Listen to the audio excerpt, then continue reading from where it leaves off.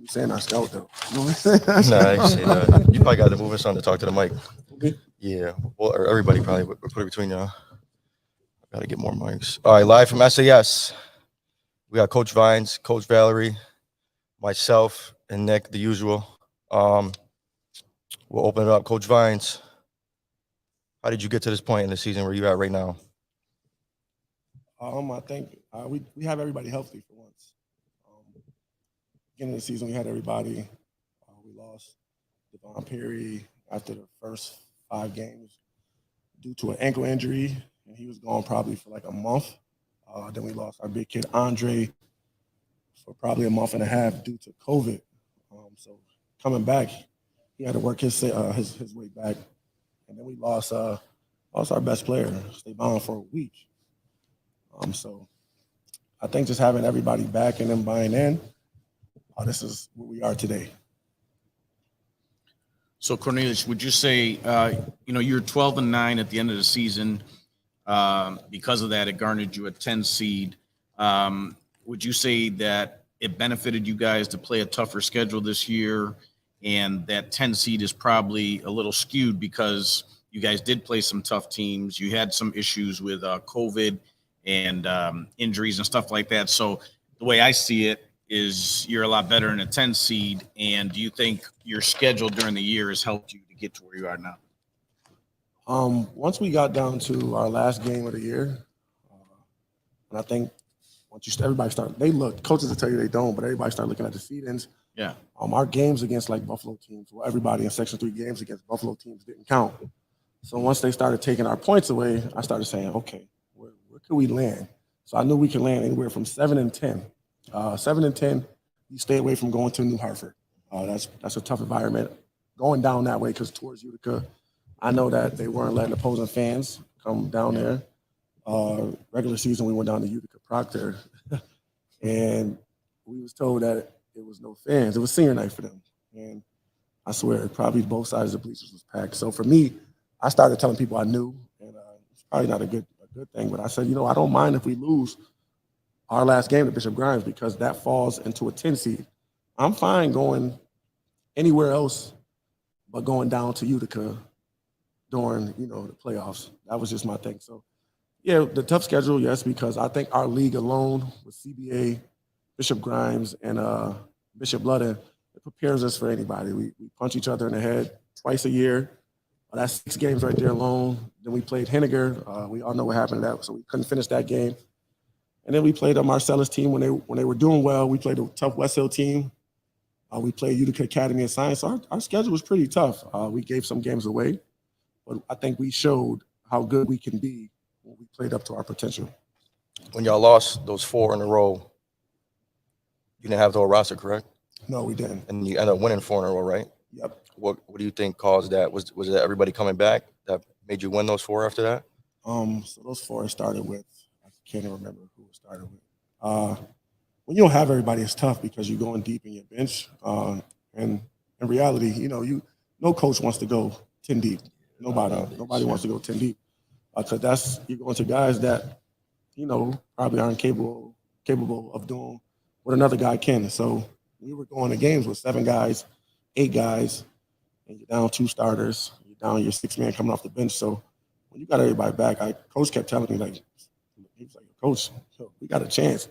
I'm like, man, I don't know what team's going to get off the bus.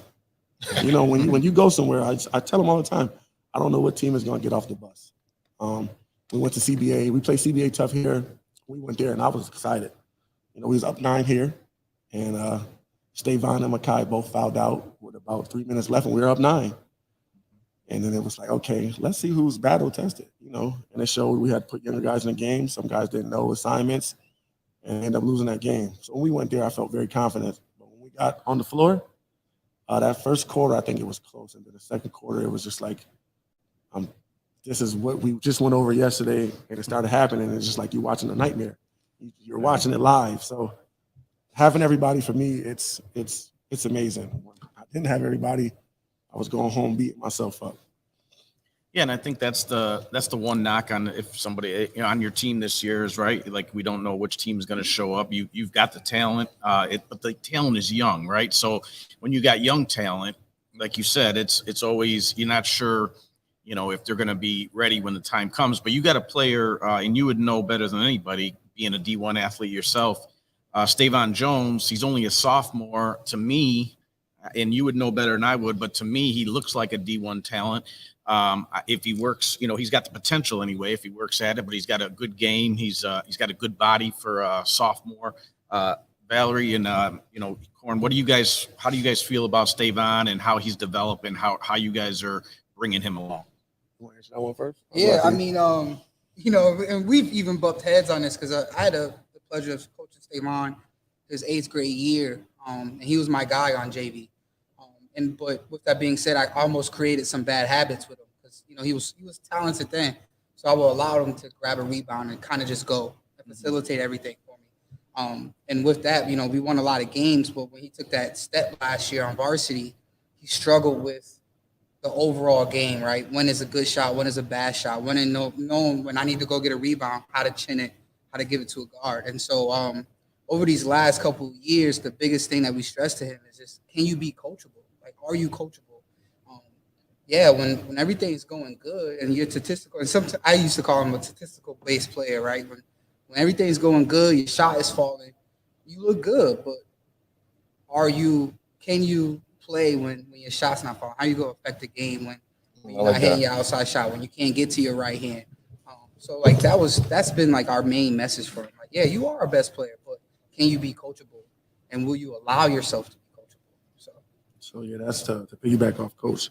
I used to tell Coach, he would come off the floor, and when he comes off the floor, I'll see Coach get him, and coaches do it. You do it, and he'd get him, and I'm like, Coach, stop babying him. Don't baby him. Like, no, but Coach, like, I'm not babying. I'm like, you babying him because he goes. Everybody don't see him every day. We see him every day. So what you guys see is you guys go out there and you see somebody that's getting a double night in, night out, right? Yeah, he's averaging 19 and 10. Yeah.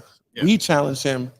I tell him all the time, dare to be different, man. That's my saying to him, dare to be different, because he's in 10th grade, right? And we look around at these other 10th graders that everybody talk about. Nobody mentions him. Nobody. He's athletic. Look at his body. His body now, he doesn't look like it. But we worked on that all summer. We was in the weight room all summer. So with him, it's challenging him, like Coach said, what's a good shot? What's a bad shot? When we playing a tough team, if you're not scoring, what are you going to do for us? And sometimes, to say it, and it's my guy, I love him. We seen him tuck his tail sometimes in games that got crucial, and I challenged him, and I always challenge him. And sometimes his shoulders drop, he put this little frown on, and it's like, okay, are you going to be coachable? Because at the next level, somebody's going to tell you to get out of practice. Yeah. So that's that with him. But he's the one, and he has a lot to learn. When I say a lot, he has a lot to learn. There's some things that he can't do right now. He will be able to do if he puts the work in. Mm-hmm. But again, if you don't see him night in, night out like we do, when he steps on the floor as an opposing coach, what do you say? What do you say? How do you cover him? He scores at all angles. So we'll go back. Yeah, go ahead. Your first year was 17? Coaching? Yeah. Here? Yeah. I think that's when the girls went to the States. Yeah, that was my first year here. Yep. So over the season, let me just go over with y'all. 6-12, 13-9, 10-9. COVID season, 2-9, and then 12-9 this year. What was the difference between last year, the little COVID season, as you guys only won 2 games, to this year? Because I didn't realize that last year. Yeah, we were bad. We were bad last year, but my team wasn't bad. It didn't show. But we just had guys that we didn't have Owen Blue at all. Owen Blue, we didn't have him at all, right? And I had him since I moved him up to varsity in the 9th grade because I seen something special in him. We didn't have him last year at all. Dale's my guy. Dale went on vacation on us during the middle of the pandemic. So we had guys that weren't in shape. It was frustrating for me because I come in every day and I give these dudes like 200%. And they'll tell you, any of my kids will tell you, any of my old players will tell you, I come in and I'm right to it. So last year was very tough for me. The year when we went, I think 13-9 that was your second year? That was my second year. That was with Zachariah and them? That's with Zach. Zach was a senior. I tell these guys now, that was my best team. This team that I have now is my most talented team. Because I had tough kids on that team that would get on the floor, take charges. Like right now, man, shout out to my guy, Jim Hart. I I took one of his methods, man. It's You funny. paying them? I pay my kids to take charges, man. If you see me do this, I pay my kids $5 to take charges, but it's just to Hey, whatever it takes, right? yeah. So you know, and I tell Yeah. them like in college, you got to be able to step in and take a charge. Yeah. Because if you think you're gonna be a shot blocker at 5'7", you're gonna be sitting on the bench. So this team I have this year is my most talented team. The year when I had Zach and Dale, when he was young, when I had Owen, when I had Marcus Pasha, that was my best team. But this is it's put together, but this is my most talented team, 1 through 5. So like this year, we talked about Stavon, right? He's averaging 19 and 10. He's a sophomore. He's a work in progress, but he's a really good player. You got Davon Perry. You got Makai Reed. Reed's averaging 12. Perry's, I think, averaging 12 as well. What type of things do they bring to the table to take some pressure off of Stavon? Y'all heard when I was getting on him when y'all walked in the gym. I don't sugarcoat it with him. He's the head of the snake, and you know, without the head, you can't go nowhere. I expect a lot from him. I moved him up to varsity in 10th grade. I seen something in him, so I stay on him the most because as he goes, we go, right? Stavon does what he does. Devon does what he does. But if DP is, I mean, if Makai's turning the ball over, we struggle. But if you see these last couple of games, he got 8 assists, 7 rebounds, 10 points, 12 points. Now we're rolling. We're rolling. So he's the guy that make us go, no matter what you see in the score column, he's the guy for us. You know, as he keeps playing, if he keeps playing better, we'll keep winning. Yeah, so you've won 3 in a row since sectional started. Cortland, Fulton, JD. Do you think something has clicked now, or what's been the key to these last 3 victories leading you to the sectional final? I think we challenged him. I challenged him every day when they come in here. I challenged Zach Allen because you see how good he played the other day at 12 and 8. Cortland, he had a double-double. Fulton, he was MIA, right? So I challenged him, and I'm on. Nobody sees it, but I'm on him the hardest. I'm talking about the hardest because you know what you have. This kid he's athletic. He's linky, he's long. You can put him at the top of his zone. He can shoot the passing lane well. So you just getting these guys to do their role. We got Steve Tussin. He's a football kid. I was going to mention him. He seems like a guy that you bring off the bench to do all the little things, right? The guy that will dive after a ball, the guy that will set a pick. That is, am I right there? Is he? Yeah. So he starts for us, and I put him on everybody's best. Okay. Yeah, I put him on everybody's best offensive player. Okay. So with him, and I tell him like, listen, because I get after him too because as a football player, you got certain things that you can't slip up on, or we know somebody's throwing the ball over your head. Anything's happening.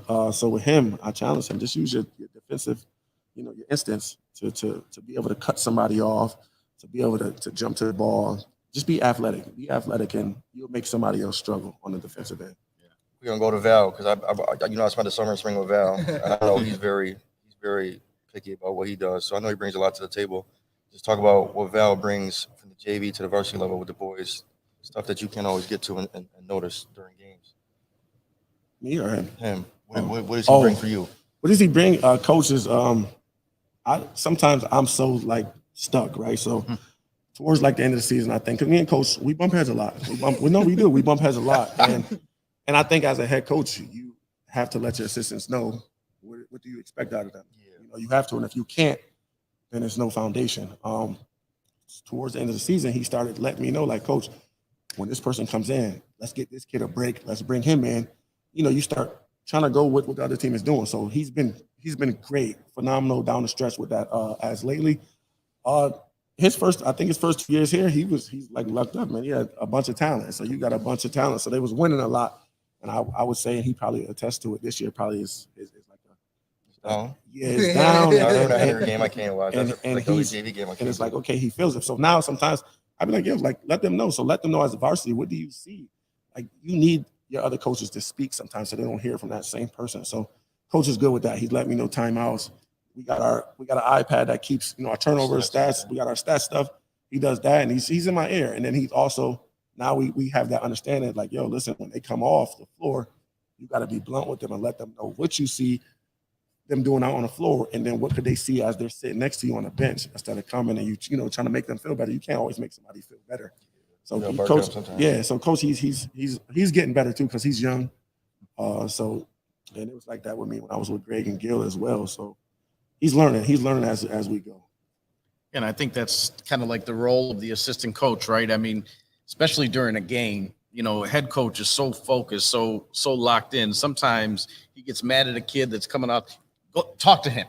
Go talk to him because I can't talk to him right now. You know what I mean? So that's kind of the role, you know, trying to get the player to see what Cornelius is trying to get from him on the floor. So that's kind of like the role of the assistant coach, right? Exactly. You know, and I do, you know, and we do bump heads, and we always find a way to figure it out though. You know, I've tried my best to really be a sponge with Corn because I've been around a lot of dudes, a lot of basketball minds, man. He's probably up there with the best that I know. You know, my dad is, you know, it's for me, basketball started with my dad owning his own AAU organization and, you know, coaching at the pro AM level and playing in the Navy. So that's my basketball foundation. But like the intellect of the game and understanding the ins and outs, you know, I've learned from him. You know, he's my guru. So, you know, being able to understand what he needs from me down the stretch, I think it's kind of changed the way our season has looked. So, you know, in the past, I've played a good cop role. Yeah. And, you know, since kind of flipping that switch in my style of coaching and really backing him, I think that's the biggest thing is backing him. Like this is his program, and being able to back him and understand how he wants things to look, I think is really made this season different. Like he said before, my last couple seasons, I've had a lot of talent. I have a lot of talent, and this year I had to kind of eat my own ice and really like coach and teach kids the intellect of the game. And so, but he hit it on the head already. You know, usually like I said, I kind of just want to continue to back what he does, and you know, we've made a stretch down the stretch with us doing that, being on the same page. So. Yeah. So Jeff, I'm not as young as I look. You probably don't realize it, but I was announcing Cornelius's games back at Henniger when he was doing football and basketball, when he had the braids and all that stuff back in the day. So that's where I was getting ready to go. But Cornelius, what I want to say to you is you were able to come out of Henniger, you went the JUCO route, and then you were able to play D1 basketball. You know what it's like to play on the D1 level. You were a great football player, obviously a great basketball player as well. The problem is the kids that you're coaching now, most of them don't know nothing about that, right? So you're trying to instill in them what you know and what they don't know. What's the challenge in that for you to try to get that through to them that, hey, I've been where you're trying to get to. I can, you know, listen to me. I know what it takes. That's the biggest thing for me, because I don't never like throw that in their face. That's when I'm very humble when it comes to that, because I know my background. I know what it took for me to get to where I've gotten. So I'd never, you barely hear me say anything about my past. And some people say sometimes you should let your kids know your struggle. Like I went to 3 different junior colleges. People don't know that. I went to 3 different junior colleges, came home, I was taking classes downtown, and then I ended up in Iowa. I was out there for 2.5 years.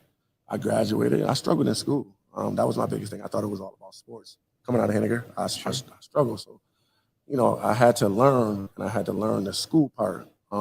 Always had the talent, and it was just to trust the people around you. I had good people around you. Shout out to Mick Walker. You see, he was just in my practice.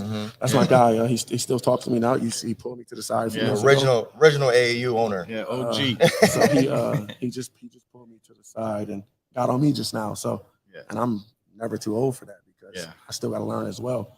So he always had my back. He always had my back. While I was in junior college, my mom was she was meeting all the coaches before I met him. I ended up going to Hofstra. I ended up picking there because I wanted to get out the Midwest. I was there for too long. Went to I graduated from Hofstra. I got a chance to play overseas. I went to South America. I won a championship. I left there. I went to Canada. Had a good little partial season there. Ended up coming home. I got into a nasty accident, and I was just like, "What's next?" Because car accident. Yeah, and so I don't talk about it. You know, I don't talk about it. So it's like life after basketball. What's that? And I didn't know life after basketball. I didn't know. Right. So I was home and just feeling bad for myself. And then I ended up getting a role into the schools, being a specialist, promise zone specialist, working with behavioral kids. And that kind of just stuck with me. And then started off at Henniger, right? No, first no, coaching? no. Shout out to Greg Jones, man. He gave me my Nottingham? first. Yeah, it was at Nottingham with Greg Jones. Shout out to Greg. That's my guy. He still to this day. He'll say, "Corn, I'm bored at work or I'm bored. Send me a scout." So he's helped me. He helped me scout my last couple games, man. I think I saw him at your Yeah. semifinal, right? Stavon is his nephew. Okay. Stavon is Okay. his Yeah. nephew. Okay. So Jones gave me my first stint of coaching, and it was just like it was something natural for me. They told me, I just was like, man, I'm just gonna do it because I ain't going back to play basketball. So let me be around basketball. Yeah. And then Gil ended up getting a job at Henniger. And he was like, "What you think about coming home?" And I'm like, I'm like, all right, let's go, man. So going back to Henniger. That's where we both came from. Yeah. Z, shout out to Lazar Zems. He was over there with us too. We went back to Henniger. We made it to the sectional chip that year to Liverpool, and we lost to them. And we started off the same way that I'm starting off with SAS. We was rocky. We had a lot of issues over there with kids flunking off. So much talent over there too. Yeah, we did. And we ended up putting it together. We had a core group of like 9, and they knew what their roles was. And we made it to the sectional championship. We ended up losing to Liverpool. And then that summer, Gil let me coach the summer league. He sat on the side. He let me coach the summer league. We won a championship in the summer league. And then Coach Pickett, Reggie, kind of offered me something I couldn't turn down. But at first I was kind of nervous because people don't know this neither. I had a chance to be the head coach at Bryan and Stratton when they first was starting. Yeah, I turned that down. So I ended up coming here, and I've been here since. And this is where I'm at now. And it's a struggle. It's a struggle because, like you said, you see my record. But that's the next question. Like expectations coming here when you left Henniger. What did you think coming in from the season? Because you took over for Dove, right? Yeah. Last year. They were decent with Samir and them. Yeah, they went to the sectional championship, and I think they lost to JD. Yep. So right, coming with in, Buddy. So coming in, did you have high expectations, or do you know you had to build the program up? Towards the end, I knew Samir was leaving. And I think another couple of kids graduated. So you coming in, you don't know, and I didn't know how it was played out here. I didn't know, so I didn't know if I can get kids in or anything. So I got here, and it was kind of like my first year. It was a struggle because he was getting the parents. The parents were like on. Yeah, they was trying to get me fired. Yeah. So I need shout out to Mookie too. He was over here with me our first 2 years. So me and Mookie used to go through it. Our first 2 years here, we went through it because it was like we trying to coach. You got 2 former Division I athletes, and we trying to coach the kids, and the parents didn't like the way we was coaching the kids. So I'm like, I'm not gonna go somewhere. My name is gonna be on something, and they couldn't understand it. I think year 3 is where everybody started understanding how I was, what I expected, and then you had the parents backing you. Once I had the parents backing me, I was like, okay, now I can go. I can really get to how I want to be. I want to, when I study the game, that's all I do. I go home. I'll leave here and I go home. I'm going to watch scouts on New Hartford, but I go home and watch basketball night in, night out. Yeah. It takes a little while, right? I mean, to lay the foundation and do things put your stamp on things, right? The way you want to do it, the way your coaching staff is going to do it. And all that being said, we sit here today. You've won 3 in a row. You got your team, and it's a young team. You got a good group coming back next year. But right now, right now we're in the sectional final come Sunday against New Hartford. What do you expect from your team on Sunday? Oh, we're not gonna lay down. We're gonna go and play. Y'all probably heard us, or y'all probably heard Coach. They can have the best player on the floor, right? Mm-hmm. You look at that, they got this. He probably leads the section in scoring or Class A in scoring, whatever it is. I don't get into that statistic stuff. But we got the next best 4. Yeah. We got the next best 4 players. So I'm going in. I got the monkey off my back. I made it out of Cortland in the first round. Yeah. That was my monkey on my back. And I think once you go, we had somebody from each team that was the man on their team. The man can get his. You're not going to stop a good player from getting theirs. A good player is going to get theirs, right? It's what you do with the next 3 on their team. Do you let them go get 10, 9, 12? Why that best player gets 30? You're going to lose the game. Or do you hold them guys in single digits? And that's our thing. So that's what we're going in. He can get his, but we can't let nobody else get theirs. And that's something you a lot of times if you watch any NBA, you'll hear Barkley and those guys talk about the others, right?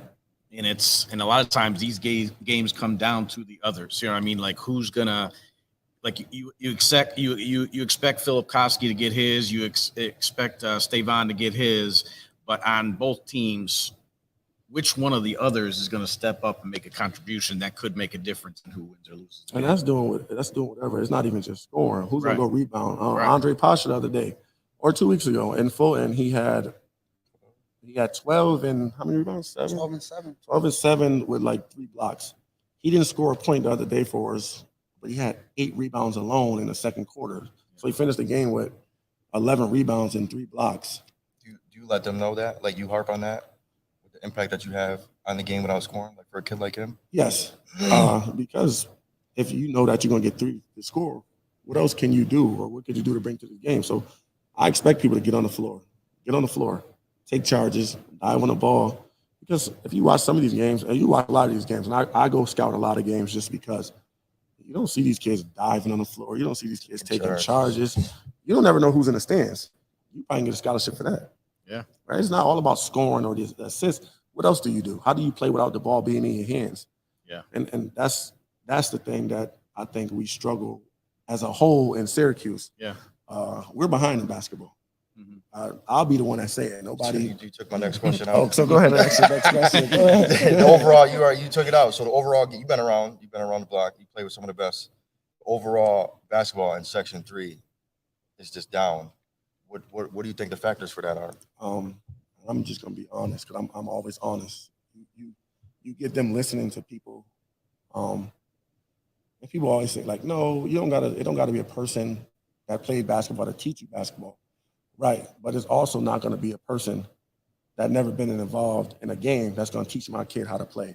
If you never was involved in sports, how do you teach my kid? How do you teach my kid the game, right? If you go watch these games now, how many kids do you see in help side? You don't see kids in help side. You don't see kids doing hop steps no more. You see kids want to do euros, no looks. What happened to the simple stuff? I mean, shit, excuse my French. I was simple. I was simple, man. And I had multiple basketball scholarships.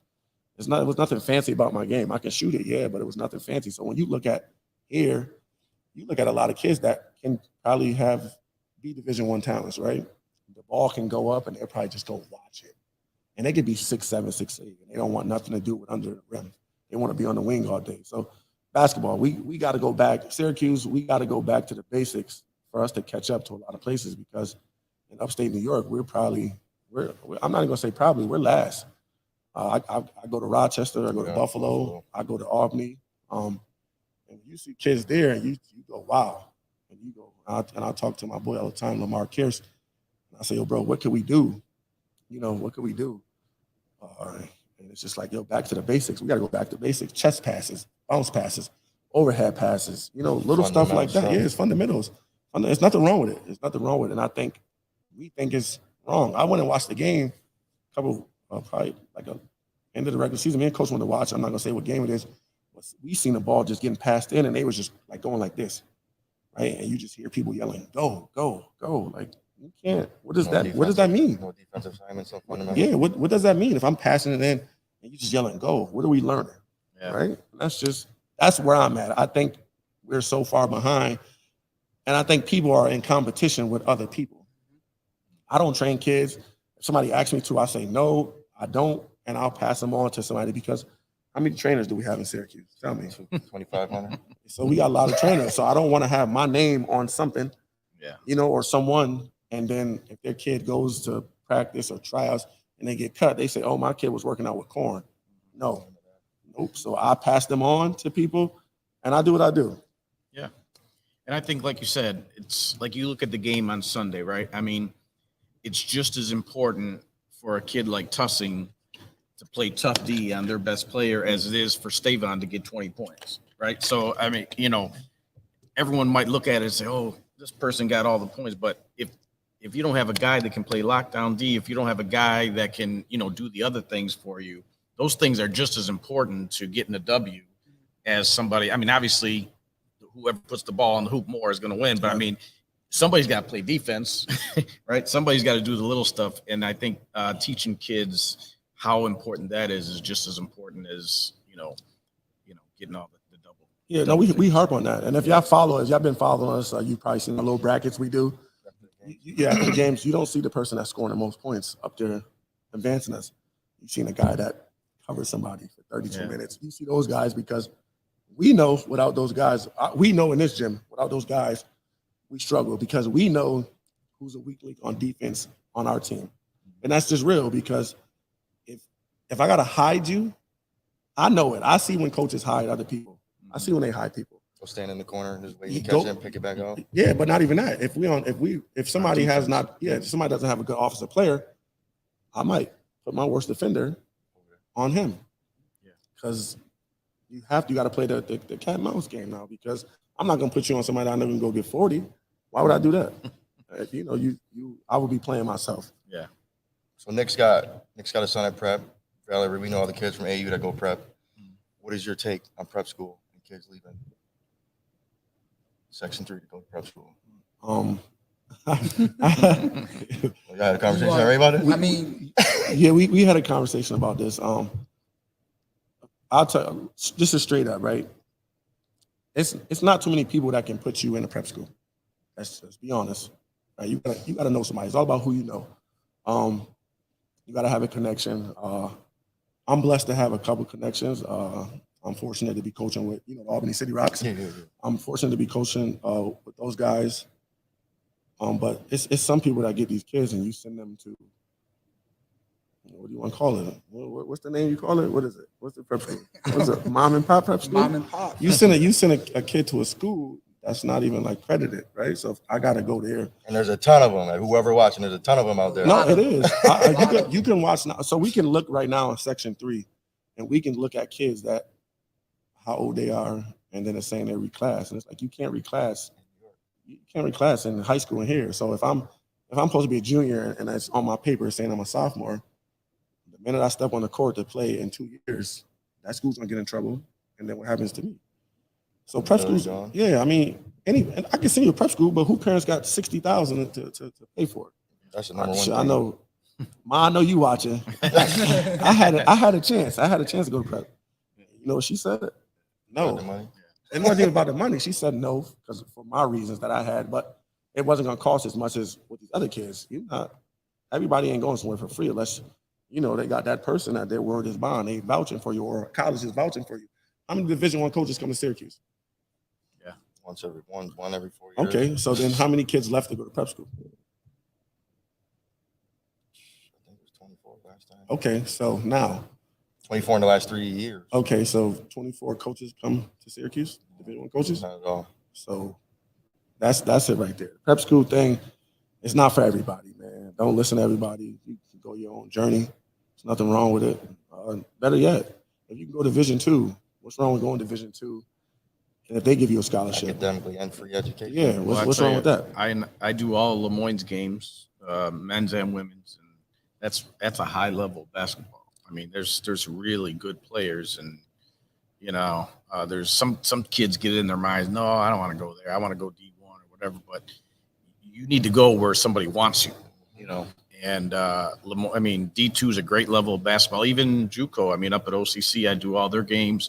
There's some really good talent up there. It's just a matter of and I don't know about it. I can't speak for everybody else. I know why I did it for my son. Mm-hmm. We had our own reasons. But you're right. I mean, it's not for everybody. It's not the right decision for everybody. Sometimes you just gotta, kids gotta learn to stick with something and fight through some things too. And they'll be better off for that too. But everyone has their reasons. But mainly, we just want to say congratulations to making it to the sectional final.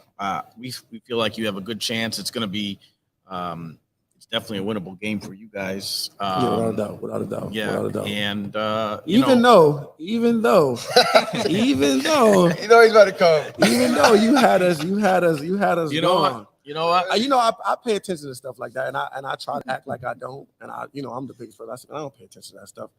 when I watched y'all doing, my mom said they doing the brackets. Called me, said they doing the brackets, and I'm like, all right.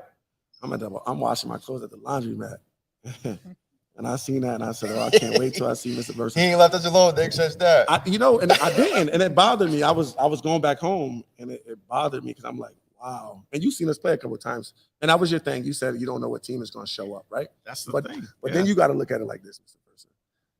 If you put us, what is that? The Salt City League or something? And it's not taking nothing away from these teams. It's not taking it away from Oswego, Auburn, nothing. Me and Coach Ike, we're very cool now. And I got respect for a lot of these teams and these programs. But if you give us their schedule, give us, or better yet, put them in the league with us, Grimes, and CB, SAS, Grimes, CB, and Ludden, how would they fare? Yeah. So that's the thing. Like, our league is very strong. It could have been 2 teams from our league in a sectional final, right? Yeah. And now I know how national media people feel when they got to make predictions. Because someone's going to be mad. I mean, my nephew, I picked against my nephew, right? No, it's not like it's not like I don't want my nephew to win. I hope he wins on Sunday. But when I look at it, I had to look at it and say, I think Liverpool's going to win that game. I could be wrong, and I'd be happy if I am. But I looked at it and I was like, you're right. I was like, I'm not sure which team is going to show up. You had, but I didn't know. I also didn't know what I learned today about some of the injuries and the COVID stuff, because I looked at it, I'm like, they lost to Marcellus, they lost to, they lost to some B teams, but then they beat some other teams, and it's like, they were up and down, and at the time, Fulton finished the season hot, and so I made an educated guess, but I'm happy for you. I appreciate it, man. I appreciate it. I'm happy for you. I think we got a good draw. And I like I said, I honestly think Sunday's a winnable game for you guys from what I've seen leading up to that game. So it's going to be Philip Koski's a great player. It's going to be a good game. I'm looking Stavon is a really good player too. Yeah. I mean, athletically on paper, it's you guys. So that's what I tell people, right? I don't mean to cut y'all off. If you in practice, right? And so if you in practice and then you go, some of these teams don't like to go more than 7 deep, right? Wow. A lot of these teams. So when you practicing, how do you simulate our athleticism? You can't. Yeah. So I've been preaching that to our kids. And mind you, we've played against zones all year long. So we don't get a chance to, am I 2-bag, man? I got a 2-bag that's heavy. I got a 2-bag that's heavy. And I don't get to use it much because we playing against zones. Cortland played us like a funny 2-3 zone. Fulton, they went one possession, one. Man, at the beginning of the game, I ran a play for Stavon, got it right in the basket, scored. 1-3-1 the rest of the game, right? Mm-hmm. They didn't feel like they can guard you. Yes. Right. So then you had JD, and we watched them, and they put like this. It's like a 2-2-1. It's weird because it's like a token press, but they want to slow you down. And I tell my kids sometimes if you get this rebound, you want to keep the zone behind you so they can't set it up. Right. I watched New Hartford a couple times this year, and they got like a little funky matchup zone, which it made a couple of teams struggle. But I just think, again, rebounding, we got kids that can rebound. We got kids that can get out on the break. Our athleticism is hard to simulate. You can't simulate it in practice. So I think that's what helps us. And then, like I said, you can have the best guy on the floor. I'll take the next 4. If I say you got the first pick and then you say, okay, Corn, you got the next 4, I'm gonna say you in trouble. Right. And I'm not, and that's just me. And that's just me. So I tell my kids all the time, I'm not worried about getting out coached by nobody. I'm not, and that's just me. And I say that in the most humblest way. I'm not worried about getting out coached. What bunch of these young gentlemen is going to get off the bus when we get to that gym? And that's what I've been preaching. Yeah, that's it right there. That's right. It. And we hope it's a great game on Sunday. And like I said, I think it's a winnable game for you guys. It's going to be a good game. And with the roster you have and the kids coming back, there's nothing to say you can't be right back there next year as well. So things are looking up for SAS.